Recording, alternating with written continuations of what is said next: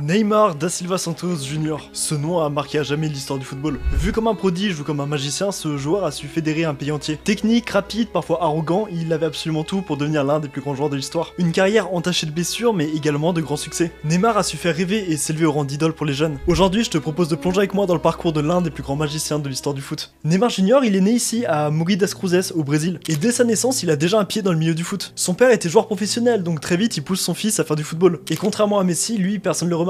C'est juste un gamin qui joue au foot et qui aime particulièrement dribbler, même beaucoup trop dribbler. Mais à peine 4 ans plus tard, sa famille déménage à Santos. Neymar va devoir changer de club et rejoindre le Santos FC, club emblématique dans lequel Pelé a passé presque l'intégralité de sa carrière. Et ce club, il va plus que réussir à Neymar. À ce moment-là, il se fait enfin remarquer et la direction de Santos commence à se dire que ce gamin peut devenir un très grand joueur. Neymar va monter en puissance à une vitesse folle. En quelques années, il deviendra la star de l'équipe. Et surtout, il commencera à toucher ses premiers salaires. À 15 ans, il gagne déjà environ 1800 € par mois. Et à 16 ans, ça va monter à plus de 3000. Et si Santos accorde ce salaire à un si jeune joueur, c'est qu'il croit vraiment en lui. Et grâce à cet argent, il va permettre à sa famille de s'acheter une propriété près du stade de Santos. Donc Neymar a mis sa famille à l'abri à peine 16 ans. Mais quelques années plus tôt, un club était venu le voir pour lui proposer de signer chez eux. Un club espagnol qui s'appelle le Real Madrid. Neymar, il était plutôt emballé à l'idée de rejoindre le club espagnol, mais malheureusement pas son père. Lui, il a préféré que son fils reste et devienne une légende de Santos. Et au lieu de rejoindre le Real Madrid, il va faire ses débuts professionnels ici. Il a que 17 ans et il signe son premier contrat pro avec l'équipe 1 de Santos. Et le 7 mars 2009, il fait son entrée pour son premier match. Et pour être honnête, son premier match, il va être à l'image de sa première saison, correcte mais sans plus. En 48 matchs, il inscrira que 14 buts. C'est pas incroyable, mais pour un si jeune joueur, c'est plutôt prometteur. Et le Brésil commence à s'intéresser à ce gamin. La saison suivante, la hype Neymar va envahir le monde entier. Il va inscrire ce penalty face à la légende Rogerio Ceni. C'est d'ailleurs à cause de ce but que la FIFA va interdire d'arrêter sa course lors d'un penalty. Oui, Neymar est donc à l'origine de cette règle. Par la suite, il va inscrire un quintuplé face au Guarani FC. Et le monde entier a les yeux rivés sur ce jeune Brésilien plein de talent. Mais deux clubs européens vont essayer de l'arracher à Santos, West Ham et Chelsea. Offre évidemment refusée par Santos qui refuse catégoriquement de lâcher sa pépite. Neymar, il dira même qu'il est euro au Brésil et qu'il veut continuer là-bas. Par contre, son agent, il est pas d'accord. Il veut devenir le meilleur joueur au monde et pour lui, les chances de faire ça tout en jouant au Brésil sont nulles. Sauf que Chelsea, ils veulent pas lâcher. Un an plus tard, ils reviendront et demanderont à payer la clause libératoire de Neymar. Sauf que Santos, ils ont peur que Neymar accepte. Et pour éviter ça, ils vont lui proposer un énorme contrat avec une nouvelle clause libératoire à 45 millions d'euros. Et bien sûr, Neymar accepte et va donc continuer avec Santos.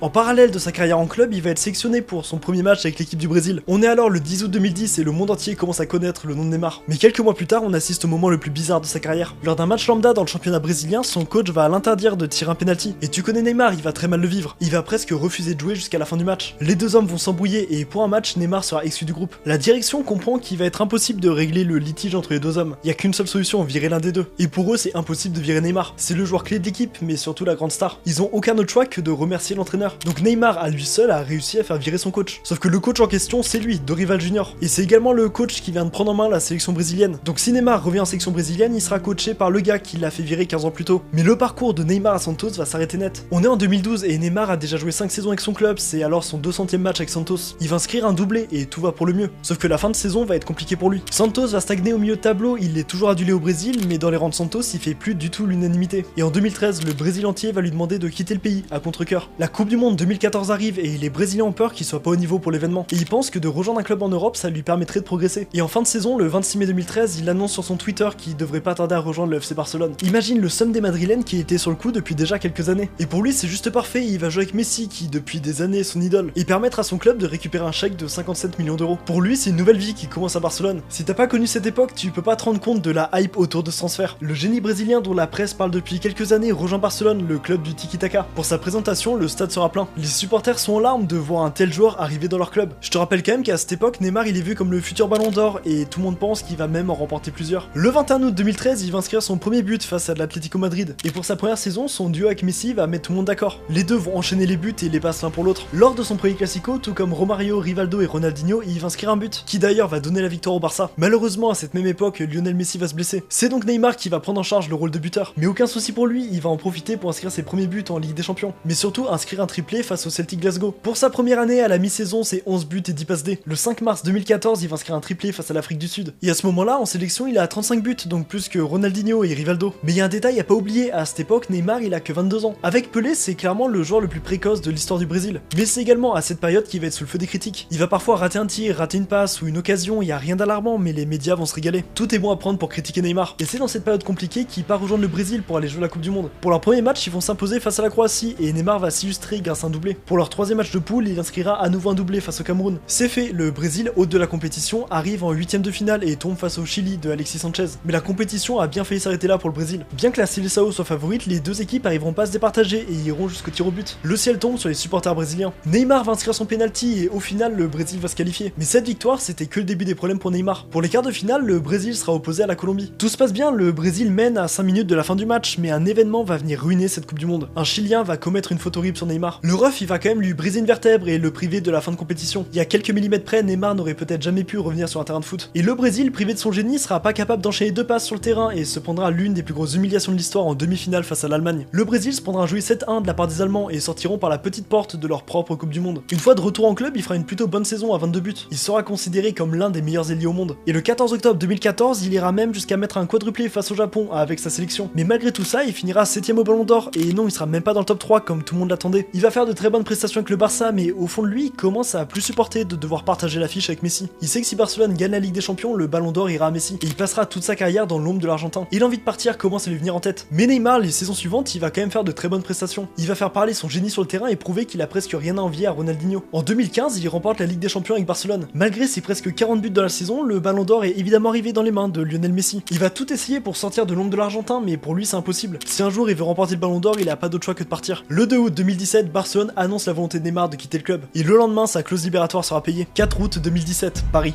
Neymar va donc s'engager avec le club parisien pour une durée de 5 ans. Paris fait de lui le joueur le plus cher de l'histoire et ils l'ont quand même payé 222 millions d'euros. Les Parisiens à ce moment-là, ils se voient déjà remporter la Ligue des Champions. Ils viennent d'accueillir Neymar et des rumeurs courent comme quoi le jeune crack de Monaco, un certain Kylian Mbappé, devrait également arriver dans les jours à venir. Neymar quant à lui va faire ses débuts avec le club parisien face à Guingamp. Mais en quelques minutes, il va s'illustrer en marquant un but et en délivrant une passe D. Et quelques jours plus tard, c'est fait. Mbappé rejoint le PSG et Paris va avoir l'une des meilleures attaques de l'histoire. Mais les problèmes arrivent lors de son premier match de Ligue des Champions face au Bayern. Malgré un but et une passe D, il sera pas élu homme du match. Le trophée reviendra à Mbappé. Et Neymar commence à comprendre qu'il est bien parti pour ne plus être dans l'ombre de Messi, mais bien dans celle de Kylian Mbappé. Le 17 janvier 2018, il va enfin voir son match référence avec le PSG. Face à Dijon, il inscrit 4 buts et délivre 2 passes D. Tu connais Neymar, il est bon, mais avec lui, les blessures arrivent très vite. À peine quelques semaines après son match de dingue, il va se blesser au pied et sera écarté des terrains pendant plusieurs mois. Le PSG sera champion de France et lui verra ça depuis chez lui, au Brésil. Mais l'été ne va pas être de tourpeau, il a quand même une Coupe du Monde à jouer. Et s'il veut vraiment son Ballon d'Or, il a pas d'autre choix que de la gagner. Mais cette fois-ci, son parcours s'arrêtera en quart de finale face à la Belgique de Kevin De Bruyne. Il comprend à ce moment-là qu'une fois de plus, le Ballon d'Or ce sera pas pour cette année. Il ira même jusqu'à dire que c'est le moment le plus triste de sa carrière. Pour ses prochaines saisons avec le PSG, il sera bon, mais malheureusement les blessures vont l'empêcher de devenir le joueur qu'il aurait dû être. Il passera la moitié de chaque saison blessé, et ces blessures vont éveiller la colère des supporters, estimant que son style de jeu provocateur est souvent la cause de ses propres blessures. Il est capable de faire lever un stade entier comme de pas cadrer un tir en 90 minutes. Mais il a réussi à emmener le PSG jusqu'en finale de Ligue des Champions. Mais son match a été catastrophique. Il aura absolument aucun impact et retombe dans ses travers. Comme Thiago Silva, il est très bon dans les matchs qui n'ont absolument aucun enjeu. Mais quand il s'agit d'un match important, il disparaît. Par la suite, Neymar ne trouvera jamais la solution pour apporter cette Ligue des Champions à Paris. Et c'est pareil pour la Coupe du Monde 2022. Il est certes très bon, mais n'a jamais eu l'impact d'un Messi ou d'un Ronaldo. Lui n'a jamais été capable de pousser son équipe seule vers la victoire. Le résultat est sans appel, le Brésil sera à nouveau en quart de finale, mais cette fois-ci face à la Croatie. Et à son retour au PSG, la situation s'empire. Les fans iront devant chez lui, l'insulteront et lui demanderont de partir. En même temps, quand chaque année tu demandes à ton club de rater un match pour aller à l'anniversaire de ta sœur, c'est normal que ce soit mal vu. Pour sa dernière saison au club, il finira sur 13 buts et 11 passes D. Ce qui est un ratio très faible quand on connaît les qualités du joueur. Son palmarès en Ligue 1 sera assez pauvre. Simplement 5 Ligue 1, 3 Coupes de France et 2 Coupes de la Ligue. Ce qui manque surtout, c'est la Ligue des Champions. Et honnêtement, si t'es supporter parisien, tu serais prêt à échanger tous ces trophées contre la Ligue des Champions. À ce moment-là, son départ en Arabie Saoudite semble vraiment acté. Et Neymar en profitera pour critiquer son ancien club et dira que Messi et lui ont vécu un enfer au PSG. J'avoue que je trouve ça assez audacieux venant d'un joueur qui a joué que 170 matchs en 6 ans avec le club. Il a joué une demi-saison maximum chaque année. Et surtout qui, après une défaite en Ligue des Champions, allait manger au fast-food et passer la nuit à jouer au poker. Le 15 août 2023, Neymar rejoint le club saoudien de Al Hilal et signe un contrat de 2 ans. Et comme d'habitude, il va faire du Neymar. Il jouera 5 matchs avec le club avant de se blesser gravement. Aujourd'hui, Neymar il a 32 ans. Il a certes beaucoup apporté à l'Europe, mais aujourd'hui ça m'étonnerait qu'il revienne. Les blessures ont détruit sa carrière et ont ruiné l'espoir d'un peuple entier de le voir un jour soulever le Ballon d'Or. Il a su faire rêver, mais aujourd'hui, il faut être honnête, le Neymar qu'on connaissait a disparu à jamais.